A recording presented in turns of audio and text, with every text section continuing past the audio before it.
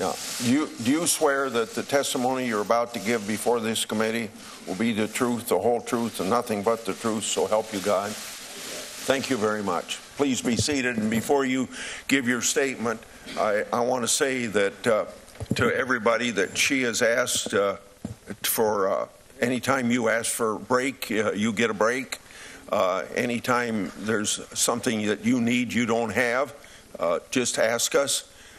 And you can have as much time for your opening statement as you want, and just generally let us know if there's any issues. Proceed, please.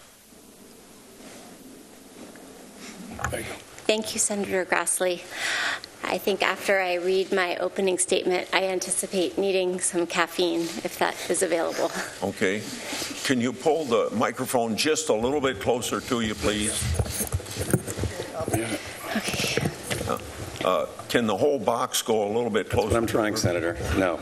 Okay. Well, then I'll lean forward. Thank you. Thank you. Okay. Is this good? Yeah. Okay. Thank you, Chairman Grassley and Ranking Member Feinstein, members of the committee. My name is Christine Blasey Ford. I am a professor of psychology at Palo Alto University and a research psychologist at the Stanford University School of Medicine. I won't detail my educational background since it has already been summarized. I have been married to Russell Ford since 2002, and we have 2 children. I am here today not because I want to be. I am terrified. I am here because I believe it is my civic duty to tell you what happened to me while Brett Kavanaugh and I were in high school. I have described the events publicly before. I summarized them in my letter to Ranking Member Feinstein and again in a letter to Chairman Grassley. I understand and appreciate the importance of your hearing from me directly about what happened to me and the impact that it has had on my life and on my family. I grew up in the suburbs of Washington, D.C. I attended the Holton Arms School in Bethesda, Maryland from 1978 to 1984. Holton Arms is an all-girls school that opened in 1901. During my time at the school, girls at Holton Arms frequently met and became friendly with boys from all-boys schools in the area, including the Landon School, Georgetown Prep, Gonzaga High School, as well as our country clubs and other places where kids and families socialized. This is how I met Brett Kavanaugh, the boy who sexually assaulted me. During my freshman and sophomore school years, when I was 14 and 15 years old, my group of friends intersected with Brett and his friends for a short period of time. I had been friendly with a classmate of Brett's for a short time during my freshman and sophomore year. And it was through that connection that I attended a number of parties that Brett also attended. We did not know each other well, but I knew him and he knew me. In the summer of 1982, like most summers, I spent most every day at the Columbia Country Club in Chevy Chase, Maryland, swimming and practicing diving. One evening that summer, after a day of diving at the club, I attended a small gathering at a house in the Bethesda area.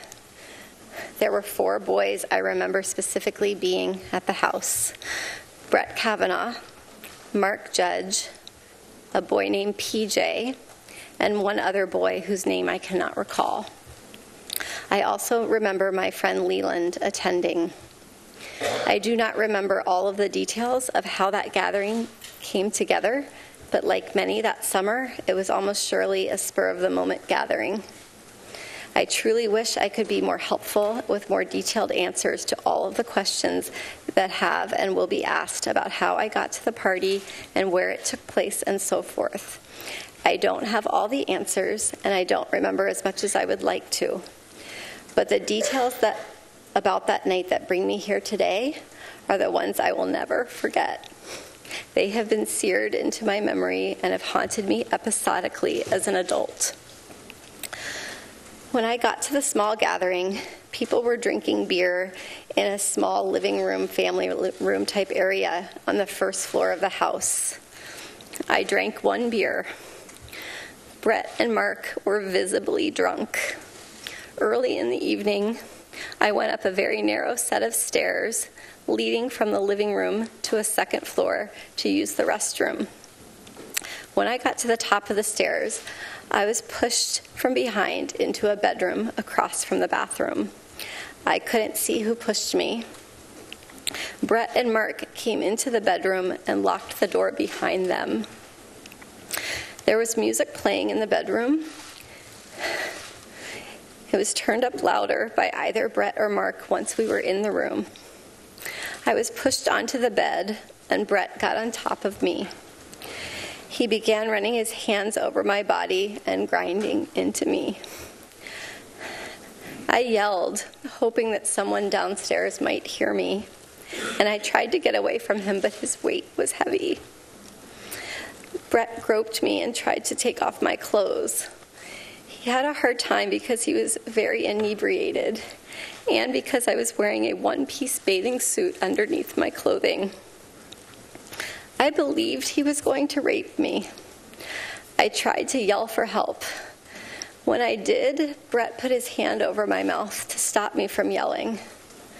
This is what terrified me the most and has had the most lasting impact on my life. It was hard for me to breathe, and I thought that Brett was accidentally going to kill me. Both Brett and Mark were drunkenly laughing during the attack. They seemed to be having a very good time. Mark seemed ambivalent, at times urging Brett on, and at times telling him to stop. A couple of times I made eye contact with Mark and thought he might try to help me, but he did not. During this assault, Mark came over and jumped on the bed twice while Brett was on top of me. And the last time that he did this, we toppled over and Brett was no longer on top of me. I was able to get up and run out of the room. Directly across from the bedroom was a small bathroom. I ran inside the bathroom and locked the door. I waited until I heard Brett and Mark leave the bedroom, laughing, and loudly walk down the narrow stairway, pinballing off the walls on the way down. I waited, and when I did not hear them come back up the stairs, I left the bathroom, went down the same stairwell, through the living room, and left the house. I remember being on the street and feeling an enormous sense of relief that I had escaped that house and that Brett and Mark were not coming outside after me. Brett's assault on me drastically altered my life. For a very long time, I was too afraid and ashamed to tell anyone these details. I did not want to tell my parents that I, at age 15, was in a house without any parents present, drinking beer with boys. I convinced myself that because Brett did not rape me, I should just move on and just pretend that it didn't happen. Over the years, I told very, very few friends that I had this traumatic experience. I told my husband before we were married that I had experienced a sexual assault. I had never told the details to anyone, the specific details, until May 2012 during a couples counseling session.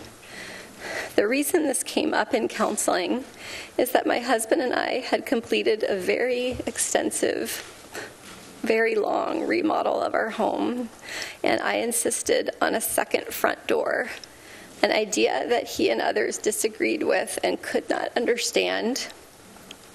In explaining why I wanted a second front door, I began to describe the assault in detail. I recall saying that the boy who assaulted me could someday be on the U.S. Supreme Court, and spoke a bit about his background at an elitist all-boys school in Bethesda, Maryland. My husband recalls that I named my attacker as Brett Kavanaugh. After that May 2012 therapy session, I did my best to ignore the memories of the assault, because recounting them caused me to relive the experience and caused panic and anxiety. Occasionally, I would discuss the assault in an individual therapy session, but talking about it caused more reliving of the trauma, so I tried not to think about it or discuss it. But over the years, I went through periods where I thought about the attack. I had confided in some close friends that I had had an experience with sexual assault. Occasionally, I stated that my assailant was a prominent lawyer or judge, but I did not use his name. I do not recall each person I spoke to about Brett's assault, and some friends have reminded me of these conversations since the publication of the Washington Post story on September 16, 2018. But until July 2018, I had never named Mr. Kavanaugh as my attacker outside of therapy. This changed in early July 2018. I saw press reports stating that Brett Kavanaugh was on the short list of a list of very well-qualified Supreme Court nominees. I thought it was my civic duty to relay the information I had about Mr. Kavanaugh's conduct so that those considering his nomination would know about this assault. On July 6th, I had a sense of urgency to relay the information to the Senate and the President as soon as possible before a nominee was selected. I did not know how specifically to do this. I called my congressional representative and let her receptionist know that someone on the President's shortlist had attacked me. I also sent a message to the encrypted Washington Post confidential tip line. I did not use my name, but I provided the names of Brett Kavanaugh and Mark Judge. I stated that Mr. Kavanaugh had assaulted me in the 1980s in Maryland.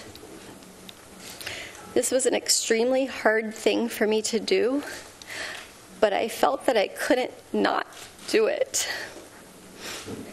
Over the next 2 days, I told a couple of close friends on the beach in Aptos, California, that Mr. Kavanaugh had sexually assaulted me. I was very conflicted as to whether to speak out. On July 9th, I received a return phone call from the office of Congresswoman Anna Eshoo after Mr. Kavanaugh had become the nominee.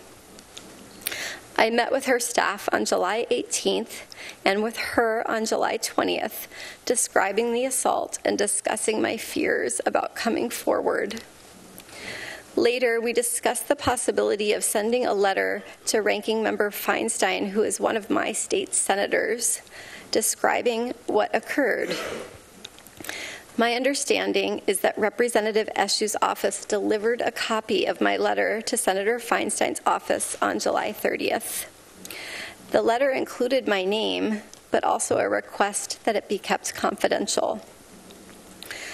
My hope was that providing the information confidentially would be sufficient to allow the Senate to consider Mr. Kavanaugh's serious misconduct without having to make myself, my family, or anyone's family vulnerable to the personal attacks and invasions of privacy that we have faced since my name became public.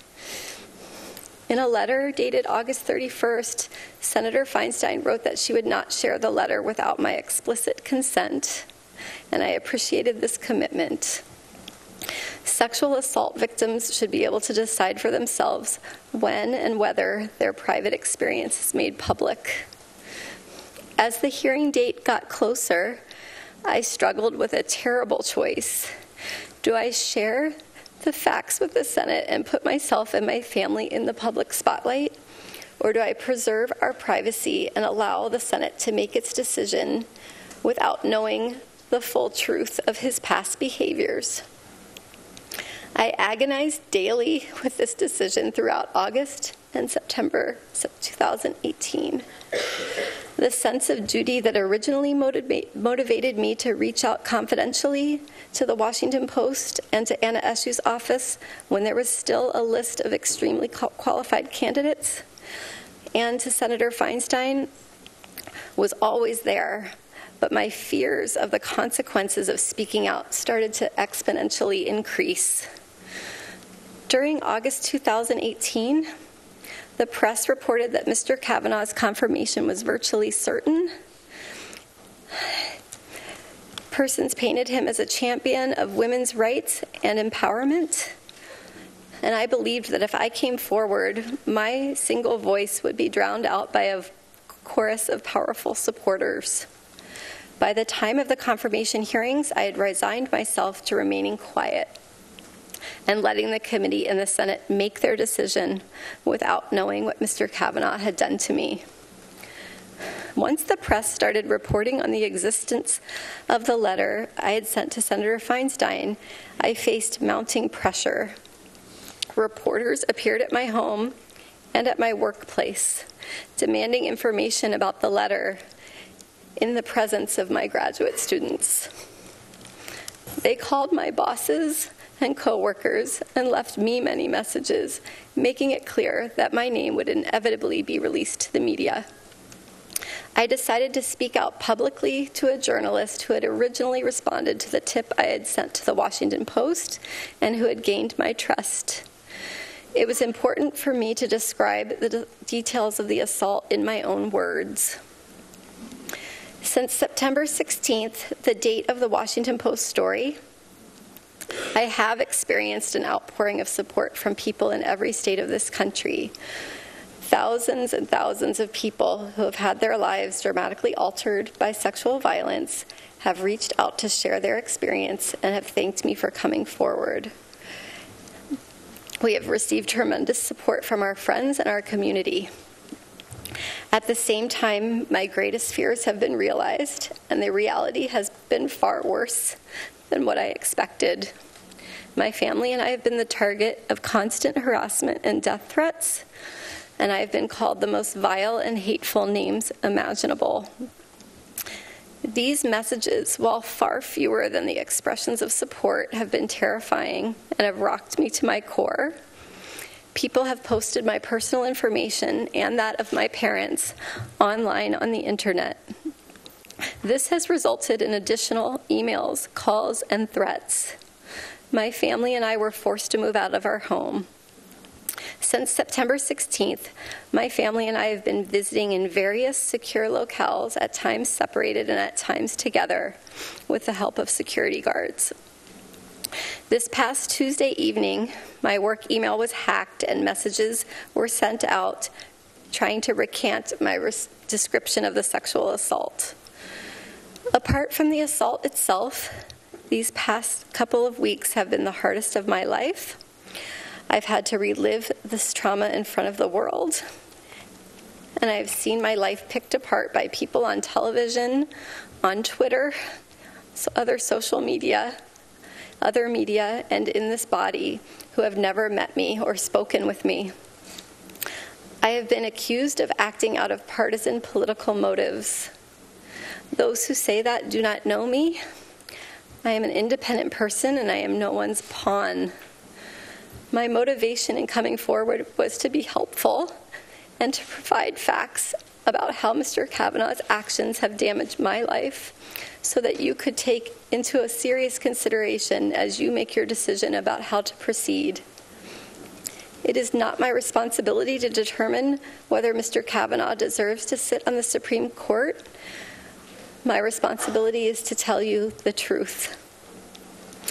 I understand that a professional prosecutor has been hired to ask me questions, and I'm committed to doing my very best to answer them. I have never been questioned by a prosecutor, and I will do my best. At the same time, because the committee members will be judging my credibility, I do hope to be able to engage directly with each of you. And at this point, I will do my best to answer your questions and would request some caffeine. A Coke or something? That sounds good. That would be great. Thank you. Thank you very much.